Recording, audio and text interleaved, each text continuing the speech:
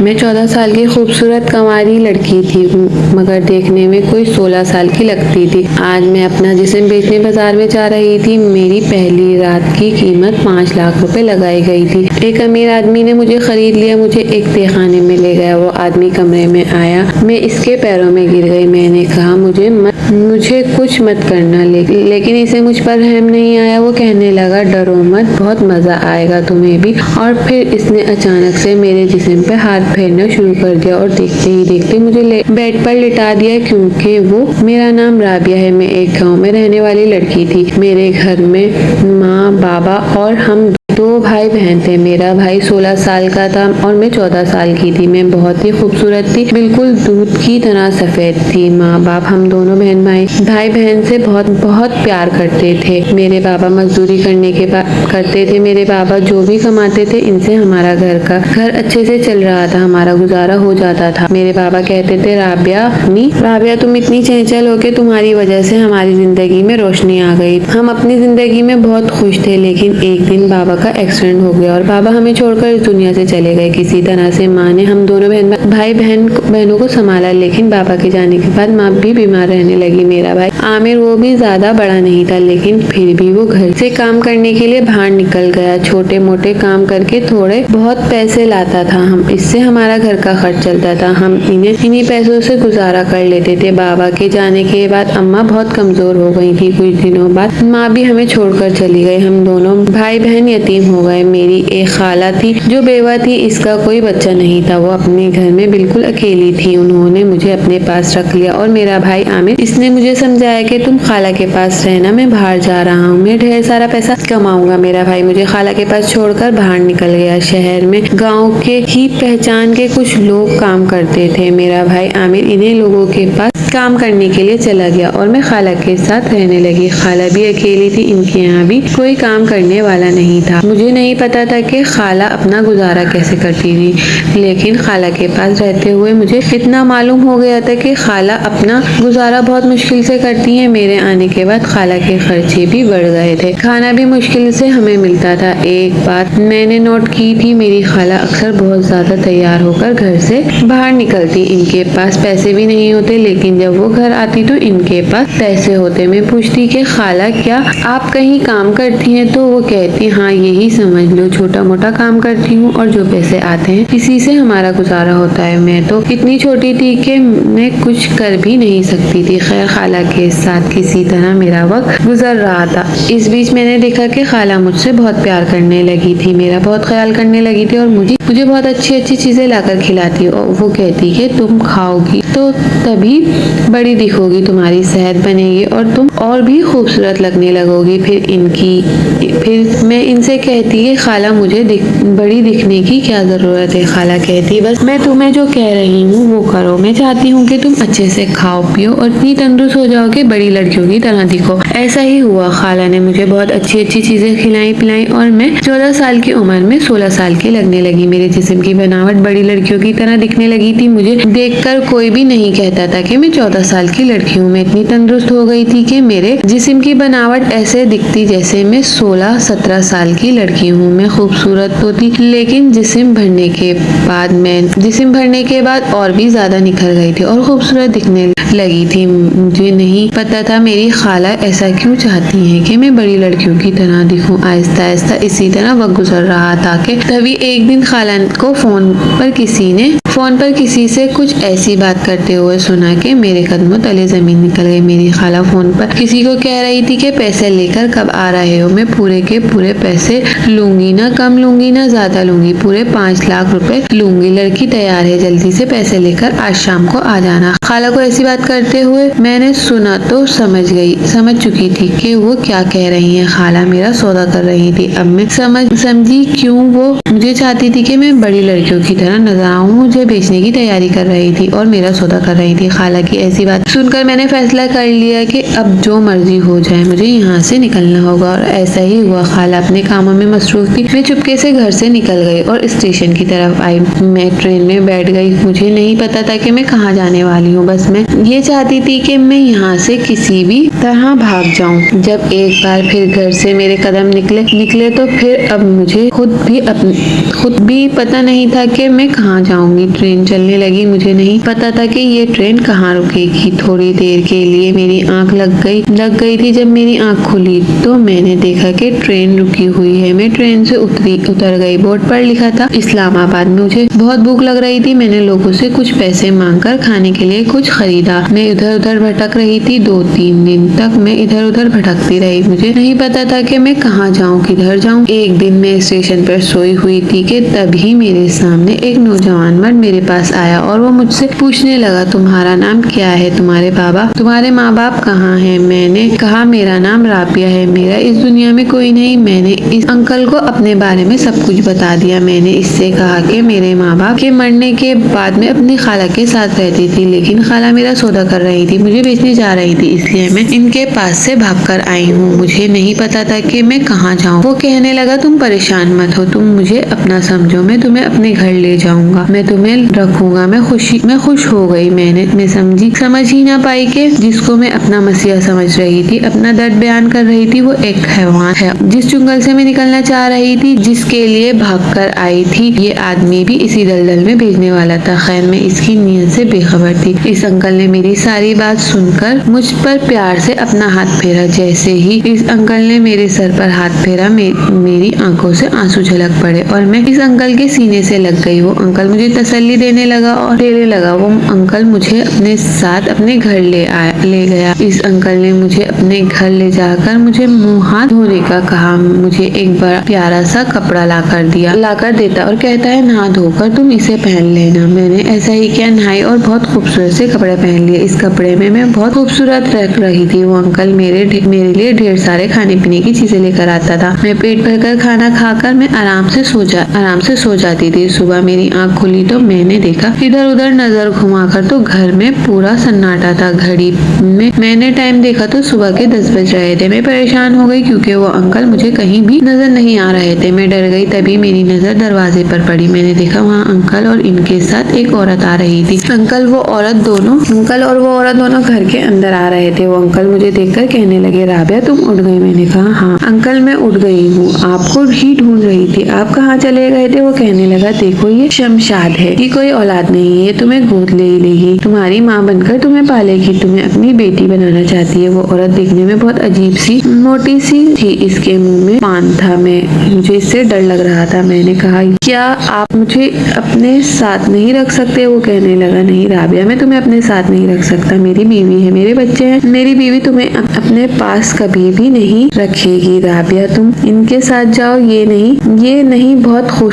तुम्हें बहुत खुश रखेंगी। इसकी औलाद नहीं है, तुम्हें बहुत प्यार करेगी और बहुत ही प्यार से रखेगी। नए नए कपड़े और तुम्हें जो चाहिए वो तुम्हें मिलेगा। वो औरत कहने लगी, हाँ बेटा, मैं तुम्हें अपनी बेटी बनाकर रखूंगी, तुम मेरे साथ एक बार चलो तो सही। मैंने हाँ में सर हिला दिया। मेरे पास और कोई दूसरा रास्ता नहीं था। आखिर मैं कहाँ जाती, किसके पास जाती? मुझे बहुत प्यास लगी हुई थी। मैंने अंकल से पानी के लिए कहा तो अंकल ने कहा कि किचन इधर है, जाओ पानी पी लो। मैं पानी के लिए गई तो पानी पीकर जैसे ही किचन से बाहर निकली, तभी मेरे कानों में जो आवाज आई उसे सुनकर मेरे पैरों तले जमीन खिसक गई। अंकल और वो औरत दोनों एक दूसरे से बातें कर रहे थे। वो औरत इस अंकल से कह रही थी, अरे वाह नजीर मियाँ, तू इसकी खूबसूरती की जितनी तारीफ कर रहा था, ये तो इससे भी ज्यादा खूबसूरत है। तूने मुझे इस बार खुश कर दिया। मैं तुमसे इस बार बहुत खुश हुई हूँ। मेरे पास हजारों लड़कियां हैं, लेकिन इसके जैसी खूबसूरत नहीं। मैं तुम्हें अभी 3 लाख रुपए देती हूँ। वो औरत अपने पर्स से एक कागज का टुकड़ा निकालती है और इस पर साइन कर देती है और इस आदमी को दे देती है। कहती है, ये लो तुम्हारे पूरे 3 लाख का चेक। मैं समझ गई कि ये आदमी मुझ पर मेहरबान नहीं था, ये तो अपने मतलब के लिए मुझे स्टेशन से उठा कर लाया था। मैंने अपनी खाला के पास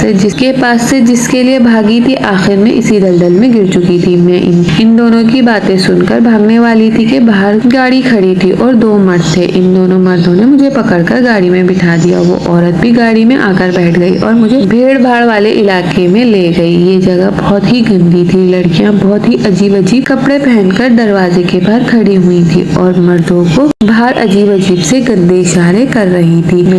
मैं वो सब देखकर हैरान हो गई। वो औरत मुझे गाड़ी से घसीटते हुए उतरने लगी। मैंने कहा, मुझे छोड़ दो, मुझे जाने दो, लेकिन वो मुझे नहीं छोड़ती। मुझे घसीटते हुए एक कमरे में ले गई। एक लड़की को आवाज देने लगी जिसका नाम सुरैया था। वो औरत कहने लगी, सुरैया, इस लड़की लड़की पर पूरी नजर रखना। इस लड़की की जिम्मेदारी तुम्हारी है, तुम इसके खाने पीने की हर चीज का ध्यान रखोगी। इतना कहकर वो चली गई। मैं अपनी किस्मत पर फूट फूट कर रोने लगी। वो लड़की जिसका नाम सुरैया था वो कहने लगी, रोना बंद करो, कर दो, रोने से कोई फायदा नहीं, क्योंकि यहाँ एक बार जो आ जाता है वो यही का होकर रह जाता है, यहाँ से निकलने का कोई रास्ता नहीं। मैं इस पर गुस्सा करने लगी। उसने कहा कि गुस्सा करने से कोई फायदा नहीं, तुम गुस्सा करके खुद को ही नुकसान पहुंचाओगी। अगर तुम यहाँ से भागने की कोशिश करोगी तो तुम्हें जान से मार दिया जाएगा। अगर जिंदगी चाहती हो तो यहाँ पर जो जैसा कहेगा वैसा करना होगा। वैसे तुम्हारा नाम क्या है? मैंने कहा, मेरा नाम राबिया है। राबिया इससे वो कहने लगी, तुम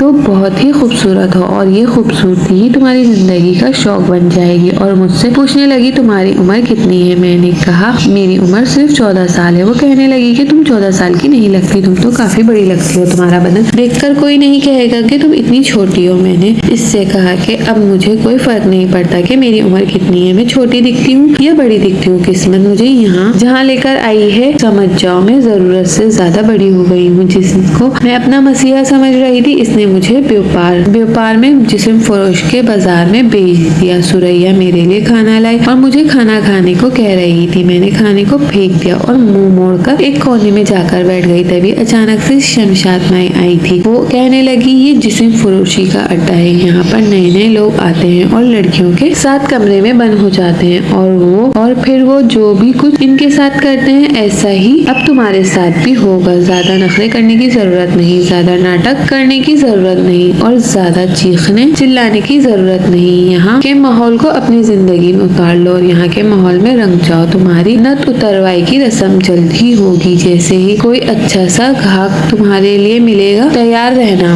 तब तक तुम एक या 2 दिन आराम से आजाद रह सकती हो। खाओ पियो ऐश करो, कोई मसला नहीं। और यहाँ से भागकर जाने की अगर जरा सी भी जुर्रत या हिम्मत की तो ये जो लोग देख रही हो ना, आसपास जो बदमाश गार्ड खड़े हैं, वो टांग पर टांग रखकर मुझे कुछ भी समझ में नहीं आ रहा था ये मेरे साथ क्या हो गया। खैर, मेरी नत उतरवाई का वक्त भी आने वाला था। हर दिन यहाँ पर एक घाक आते थे और इन सभी को मुझे दिखाया जाता, लेकिन मेरी कीमत इस औरत ने इतनी लगाई थी कि अब तक में जितने भी आए थे वो लोग इतनी कीमत नहीं दे पा रहे थे, इसलिए मुझे अभी तक किसी ने हाथ भी नहीं लगाया था। लगभग इसी तरह वक्त गुजर रहा था। इसी तरह एक हफ्ता गुजर गया और वो दिन भी आ गया जिस दिन मुझे कोई हाथ लगाता। एक सज्जाद आदमी ने इस कोठे पर कदम रखा। मुझे लेकर इस आदमी के पास गई। वो मुझे देखते ही बोल पड़ा कि मैं दूंगा इसकी कीमत पूरे 5 लाख रुपए। जाओ इस लड़की को ले जाओ और इसे दुल्हन की तरह सजाकर मेरे पास ले आओ। और इसकी ऐसी बात सुनकर मेरे हाथ पैर कांपने लगे थे। ऐसा लग रहा था कि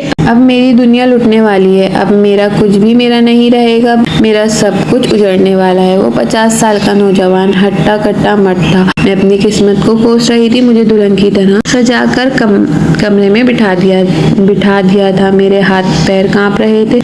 तभी सामने वो आदमी दिखाई दिया। वो कमरे में आया और इसने दरवाजा बंद कर दिया। मैं डर से बिस्तर से उठकर खड़ी हो गई। वो कहने लगा, अरे तुम उठकर खड़ी क्यों हो गई हो? बैठी रहो, तुम इतनी डर क्यों रही हो? मैंने कहा, साहिब आप मेरे करीब मत आना। वो कहने लगा, अच्छा तो मैंने तुम्हारी इतनी कीमत अदा की है, इसका क्या तुम्हें पता है मैंने वो रकम क्यों दी है? तुम्हारे साथ एक रात गुजारने के लिए। मैंने कहा, साहिब मेरे साथ ऐसा कुछ मत करना, मैं ये बर्दाश्त नहीं कर पाऊंगी, मुझसे ये सब नहीं होगा। वो कहने लगा, सब कुछ हो जाएगा, तुम कोशिश तो करना, तुम तो बच्चों की तरह डर रही हो। अगर तुम्हें ये सब करना ही नहीं था तो फिर इस जगह पर आई ही क्यों? मैंने कहा, साहिब मैं यहाँ अपनी मर्जी से नहीं आई हूँ, मुझे यहाँ पर जबरदस्ती लाया गया है। वो पूछने लगा, तुम्हें यहाँ पर कौन लाया? मैंने कहा, साहिब मैं बहुत ही छोटे से गाँव में रहती, माँ बाप के मरने के बाद मेरी खाला ने मुझे अपने पास रखा। उन्होंने मुझे बेचने की कोशिश की तो मैं इनके पास से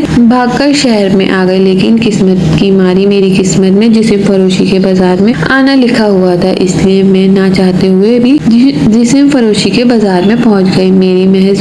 मेरी उम्र महज 14 साल है। साहिब मैं इस काबिल नहीं कि इन सबको बर्दाश्त कर सकूं, मुझ पर रहम करो। मैं इस आदमी के पैरों में गिर गई। वो गिड़गिड़ाने लगी। मुझे एक उम्मीद थी शायद वो मुझे छोड़ देगा, लेकिन वो तो ये जानकर खुश हो गया कि ये कम उम्र लड़की मैं कम उम्र लड़की हूँ। वो कहने लगा, फिर तो तुम्हारे साथ और भी मजा आएगा। देखने में तो तुम बहुत ही खूबसूरत हो, लगता ही नहीं कि तुम इतनी छोटी हो। वैसे भी मुझे 14-15 साल की लड़की ही बहुत पसंद आती है। देखो तुम ज्यादा परेशान मत हो, बस पहली बार तुम्हें तकलीफ होगी, लेकिन फिर बहुत मजा आएगा। मैंने इनके सामने हाथ जोड़ दिए, इसके पैर पकड़े, लेकिन इसने मुझे अपने पैरों से उठाकर पेट पर लिटा दिया। मैं चीख रही थी, मैं चिल्ला रही थी, लेकिन मेरी चीखों पुकार सुनने वाला कोई नहीं था। इसने भी मुझ पर जरा भी रहम नहीं खाया। इसने पूरी रात मुझे दबोचे रखा। मेरा बिस्तर खून से लथपथ हो चुका था। सुबह मेरी ऐसी हालत थी कि मैं बिस्तर से उठने के भी काबिल नहीं थी। वो इंसान नहीं हैवान था। इसने अपना काम किया और चलता बना। मैं इतनी कमजोर और इतनी लाचार हो गई थी कि मुझसे चलने के लिए भी बैसाखियों की जरूरत पड़ गई। शमशाद ने सुरैया को कह दिया कि इसको नहला धुलाकर इसको 4-5 दिन तक आराम करने के लिए छोड़ दो। मुझे कुछ दिनों के लिए आराम करने के लिए छोड़ दिया, लेकिन इन 4-5 दिनों के बाद जैसे ही ठीक हुई, फिर से मुझे इस धंधे पर बिठा दिया गया। फिर से मेरे पास घाक आने लगे। हर कोई मेरे साथ अपनी रात गुजारना चाहता। इसे अब तो मेरी आदत हो चुकी थी इन सबको सहने की, इन सबको बर्दाश्त करने की। आहिस्ता आहिस्ता वक्त इसी तरह गुजरता गया और 5 साल गुजर गए। इन 5 सालों में मैंने बहुत कुछ किया था। कहीं ना कहीं मुझे उम्मीद होती कि शायद कोई मुझे यहाँ से निकाल कर ले जाए। इन 5 सालों में ऐसा कोई नहीं था जो मुझे यहाँ से निकाल कर ले जाता। खैर, अब 19 साल की हो चुकी थी सुरैया, जो मेरी बहुत अच्छी दोस्त बन चुकी थी। मैं पूरी तरह से बदल चुकी थी। लेकिन एक बात थी, 5 सालों में मैंने यहाँ अपनी एक अलग जगह बना ली थी। सब मुझसे बहुत प्यार करते थे। एक दिन सुरैया मेरे पास घुंघरू लेकर आई और वो कहने लगी, चलो राबिया नाचते हैं, ये लो घुंघरू पहन लो। मैं सुरैया को कहने लगी, मुझे नाचना नहीं आता। सुरैया लेकिन बहुत जिद करने लगी। वो कहने लगी, तुम मेरे साथ चलो तो सही, वहाँ बहुत सारी लड़कियाँ हैं जो नाचती हैं और बहुत बड़े बड़े लोग आते हैं, वो पैसे लुटाते हैं। मैंने कहा, चलो ठीक है। मैं सुरैया की बात मानकर इस महफिल में इसके साथ चली गई। मैंने अपने पैरों में घुंघरू बांध लिया। सारी लड़कियाँ वहाँ नाच रही थी। सुरैया भी मेरा हाथ पकड़कर अब लड़कियों के बीच ले गई। वहाँ जाते ही न जाने मुझे क्या हो गया, मुझे समझ ही नहीं आया था। सभी लड़कियां जो नाच रही थी, घुंघरू की आवाज मेरे कानों में गूंजने लगी। इस आवाज से न जाने मुझे क्या हुआ, मेरे पैर अपने आप उठने लगे। इन घुंघरुओं के साथ ताल में ताल मिलने लगा। मैं नाचने लगी। पता नहीं मुझे क्या हो गया था। मेरे साथ जो भी हुआ था वो सब मेरी आंखों के सामने आ गया था। इन घुंघरुओं की आवाज में मैं गुम हो गई थी और मैं अपनी धुन में नाचने लगी थी। मेरे पैर रुकने का नाम ही नहीं ले रहे थे। वो पहली रात थी जिसमें इस आदमी ने मुझे बेहाल कर दिया था और मैं चीख रही थी, चिल्ला रही थी। मेरी आंखों के सामने वो रात घूम रही थी। मैं नाचने में अपनी धुन में थी और मेरे पैरों में बंधे घुंघरू सारे टूटकर जमीन पर बिखर चुके थे। मुझे चक्कर आने लगा। मैं जमीन पर धड़ाम से गिर पड़ी। वहाँ पर पूरा सन्नाटा छा गया। तभी एक लड़के ने अपना हाथ आगे बढ़ाया और मेरा हाथ थाम कर मुझे उठाया और कहा, तुम ठीक हो? मैंने कहा,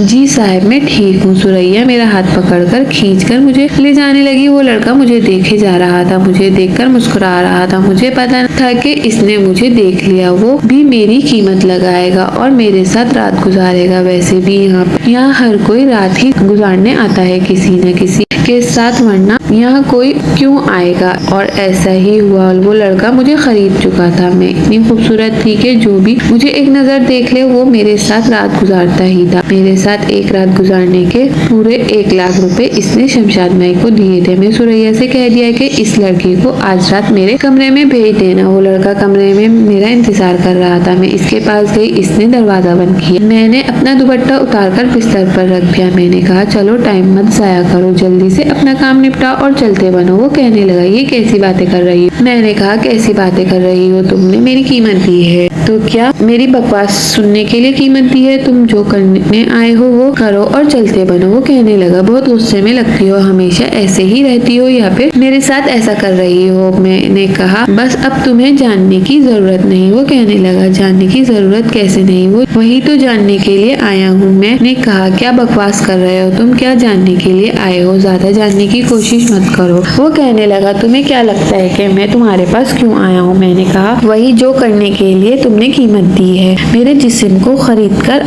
तुम पैसा जाया वो नहीं करोगे, जाहिर सी बात है। वो हंसने लगा और कहने लगा, तुम आराम से बैठो। इसने दुपट्टा उठाया और मेरे सर पर डाल दिया। वो कहने लगा, मैं तो बस तुम्हारे साथ वक्त बिताने के लिए आया हूँ, कुछ करने के लिए नहीं। तुम्हारी आंखों में बहुत दर्द देखा था, तुम्हें देखते ही मेरे दिल ने चाहा कि मैं तुम्हें करीब से जानूं। मैं जोर जोर से हंसने लगी। मैंने कहा, अच्छा तो लोग यहाँ पर दिल की बात भी सुनते हैं? वो कहने लगा, हाँ क्यों नहीं। वो मुझसे पूछने लगा, अच्छा बताओ, तुम यहाँ पर जबरदस्ती आई हो या फिर अपनी मर्जी से ये काम कर रही हो? मैंने कहा, यहाँ पर हर लड़की अपनी मर्जी से काम नहीं कर रही, हर किसी की अपनी मजबूरी है। कोई अपना पेट भरने के लिए यहाँ पर काम कर रहा है, कोई मजबूरी में कर रहा है, कोई जबरदस्ती काम कर रहा है और कोई खुशी से कर रहा है। सबकी अपनी मर्जी है। वो कहने लगा, मैंने सबके बारे में नहीं पूछा, मैं सिर्फ तुम्हारे बारे में जानना चाहता हूँ। मैंने कहा, अच्छा तुम मेरे बारे में जानना चाहते हो तो सुनो, मैं यहाँ अपनी मर्जी से नहीं आई, मेरी किस्मत मुझे यहाँ घसीट कर लाई है। मैंने अपनी पूरी कहानी इस लड़के को बताई। वो मेरे साथ रात भर एक कमरे में ही रहा, लेकिन इसने मुझे छुआ तक नहीं। सुबह होते ही वो चला गया। मैं हैरान थी कि जब इसे कुछ करना ही नहीं था तो वो मेरे पास आया ही क्यों। खैर, दिन इसी तरह गुजर रहे थे। मैं भी इसकी ऐसी हरकतों से बेचैन हो गई थी। वो लड़का आखिर मेरे बारे में जानकर कहाँ गायब हो गया था और इसने मुझे हाथ क्यों नहीं लगाया? मैं इतनी खूबसूरत थी कि कोई मेरी कीमत देकर ऐसा हो ही नहीं सकता कि मुझे कुछ ना करे। वो अपना पूरा पैसा वसूल करके जाता है, लेकिन इसने मुझे हाथ भी नहीं लगाया। ऐसा क्यों? मैं इसके बारे में सोचती रही थी। फिर मुझे पता चला कि इसी लड़के ने आज फिर से मुझे खरीदा है। मैंने सोचा, आज मैं इससे पूछ कर ही रहूंगी वो ऐसा क्यों कर रहा है। तभी मैं कमरे में बैठी इसका इंतजार कर रही थी। वो कमरे में आया और इसने दरवाजा बंद किया और धीरे धीरे मेरे करीब आने लगा। मैंने कहा, अच्छा तो इस दिन कुछ करने का मन नहीं था, आज पूरा मन बनाकर आए हो? वो कहने लगा, हाँ आज मन कर रहा है। धीरे धीरे वो मेरे बहुत करीब आ चुका था। इसकी गरम गरम सांसें मेरे कानों के पास आ रही थी। वो कहने लगा, मैं तुम्हारी गोद में सर रख के सो सकता हूँ? मैंने कहा, हाँ क्यों नहीं सो सकते, तुम्हें पूछने की जरूरत नहीं, आखिर तुमने मेरी कीमत जो दी है। तभी इसने मेरे मुंह पर एक उंगली रख दी और कहने लगा, अब बस भी करो, तुम्हें बस कीमत दिखाई देती है, मेरी आंखों में तुम्हारे लिए कुछ दिखाई नहीं देता। मैं तुम्हारे पास क्यों आया हूँ? इसलिए आया हूँ। मैं बिल्कुल खामोश हो गई और आगे जो इसने बात कही इसे सुनकर मेरे होश उड़ चुके थे। इसने अपनी मोहब्बत का इजहार किया। वो कहने लगा, राबिया मैं तुमसे प्यार करता हूँ और तुमसे शादी भी करना चाहता हूँ। इसने इस तरह से मोहब्बत का इजहार किया तो मैंने भी हाँ कह दिया। कहीं ना कहीं वो मेरे दिल में घर बना चुका था, क्योंकि ऐसा आज तक नहीं हुआ था कि कोई मेरे साथ एक कमरे में हो और मुझे ना छुए। खैर, वो कहने लगा, अगर तुम मेरा साथ दो तो मैं तुम्हें यहाँ से निकालना चाहता हूँ। मैंने कहा, मुझे यहाँ से निकालना बड़ा मुश्किल है। मैंने अगर यहाँ से बाहर कदम रखा तो तुम देख रहे हो जो बड़े बड़े बदमाश गार्ड जो है वो मुझे जान से मार देंगे। लेकिन वो कहने लगा, अगर तुम मेरा साथ दोगी तो मैं तुम्हें यहाँ से निकाल लूँगा। मैंने कहा, ठीक है। इतना कहकर वो मेरे पास से चला गया। एक हफ्ता गुजर गया, लेकिन इसकी कोई खबर नहीं थी। तभी एक दिन अचानक मैं अपने कमरे में बैठी हुई थी कि चारों तरफ से शोर आने लगा। मैं बाहर निकल कर देखा तो चारों तरफ पुलिस की भीड़ जमी हुई थी। मैं घबरा गई, पर इन पुलिस वालों के साथ मैंने इस लड़के को देखा जिसका नाम इरफान था। इसने मुझे इशारे से बता दिया कि इन पुलिस वालों को वो लेकर आया है। वो मेरे पास आया। वो कहने लगा, इन पुलिस वालों को मैं लेकर आया हूँ। मैंने कहा, इरफान तुमने ऐसा क्यों किया? तुम्हें ऐसा नहीं करना चाहिए था। तुम तो कह रहे थे कि तुम मुझे यहाँ से निकाल कर ले जाओगे, लेकिन तुम तो यहाँ का सारा मामला खराब कर दिया। पुलिस वाले सबको गिरफ्तार कर लेंगे। इरफान कहने लगा, राबिया तुम परेशान मत हो। मैंने पुलिस वालों को बता दिया कि यहाँ पर बहुत सारी लड़कियां हैं जो जबरदस्ती काम कर रही हैं। उन्होंने कहा कि अगर ऐसा है तो इन सारी लड़कियों को आज़ाद कराने की जिम्मेदारी मेरी है। अगर पुलिस वाले तुमसे पूछे तो तुम अपनी सारी हकीकत इन पुलिस वालों के सामने बता देना। मैंने कहा ठीक है। इरफान मेरा हाथ पकड़कर इन पुलिस वालों के सामने लेकर गया। पुलिस वाले कहने लगे, यही वो लड़की है जिसे तुम अपने साथ लेकर जाना चाहते हो। इरफान कहने लगा, हाँ, इसका नाम राबिया है, आप इससे जो पूछना चाहते हैं पूछ सकते हैं। एक पुलिस वाले ने इरफान को कहा कि तुम इसे इस जगह से निकालकर कहीं दूसरी जगह बेच तो नहीं दोगे, तुम इससे शादी करोगे ना? इरफान कहने लगा, सर ऐसा नहीं है, मैं राबिया से बहुत प्यार करता हूँ और इससे शादी भी करना चाहता हूँ। पुलिस वालों ने जब मुझसे पूछा तो मैंने भी अपनी सारी कहानी पुलिस वालों को बता दी। मैंने कहा कि मैं भी इरफान से शादी करने के लिए तैयार हूँ। इरफान ने सबके सामने मुझसे निकाह कर लिया। सुरैया भी मेरे लिए बहुत खुश थी। वहाँ पर काफ़ी ऐसी लड़कियाँ थी जो अपनी मर्जी से काम कर रही थी, अपनी खुशी से काम कर रही थी, और काफ़ी ऐसी लड़कियाँ थी जो यहाँ पर कैद थी। इन सारी लड़कियों से पूछताछ करके इनकी मर्जी पर छोड़ दिया गया। वो चाहती तो यहाँ पर रह सकती थी और जाना चाहती तो यहाँ से आज़ाद होकर जा सकती थी। खैर, इरफान ने मेरा हाथ थाम लिया। मैं इरफान के साथ इस बदनाम गली से निकल आई। आज मैं पूरी तरह से आज़ाद हूँ। मैंने इरफान के साथ अपनी ज़िंदगी की नई शुरुआत की। इरफान का भी इस दुनिया में कोई नहीं। हम दोनों अपनी ज़िंदगी में हंसी खुशी गुजार रहे थे। एक दिन इरफान ने कहा, मैं तुम्हें एक दोस्त से मिलवाना चाहता हूँ। मैंने कहा ठीक है, मेरा नाम राबिया है, तुम मुझे रूबी कहकर पुकारा करो। इरफान ने मुझे सीने से लगा लिया। इरफान कहने लगा, अच्छा ठीक है, पहले मेरी बात सुनो, मैं तुम्हें किसी से मिलवाना चाहता हूँ। मेरा जिगरी दोस्त है जिससे मैं तुम्हें मिलवाना चाहता हूँ, वो अकेला है। इसका इस दुनिया में कोई नहीं, बस एक बहन थी, लेकिन इसका कोई पता नहीं। वो बेचारा भी किस्मत का मारा है। अपनी बहन को इसने कहाँ नहीं ढूंढा, लेकिन वो कहीं नहीं मिली। मैंने कहा अच्छा कोई बात नहीं, आप अपने दोस्त को घर पे बुला लो और देखना, मैं अल्लाह से दुआ करूंगी कि इसकी बहन जल्द से जल्द इसे मिल जाए। दूसरे दिन इरफान जब अपने दोस्त के साथ घर आया तो मैं इस इंसान को देखकर हैरान रह गई, क्योंकि कोई और नहीं, ये तो मेरा भाई था, मेरा अपना भाई जो शहर गया हुआ था। मेरे भाई ने भी मुझे देखकर सीने लगा लिया। हम दोनों भाई बहन फूट कर रोने लगे। इसने कहा मैंने तुम्हें कहाँ नहीं ढूंढा।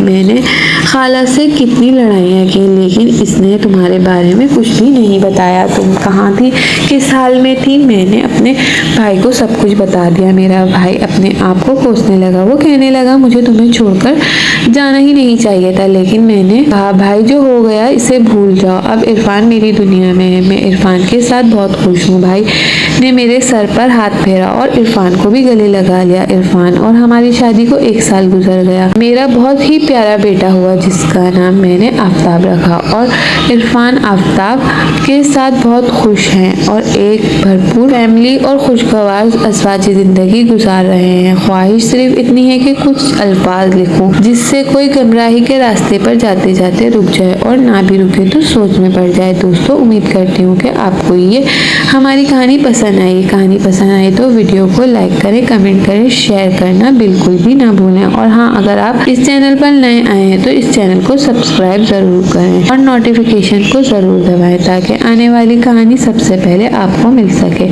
मिलते हैं कल एक नई और दिलचस्प कहानी के साथ। अल्लाह हाफिज़।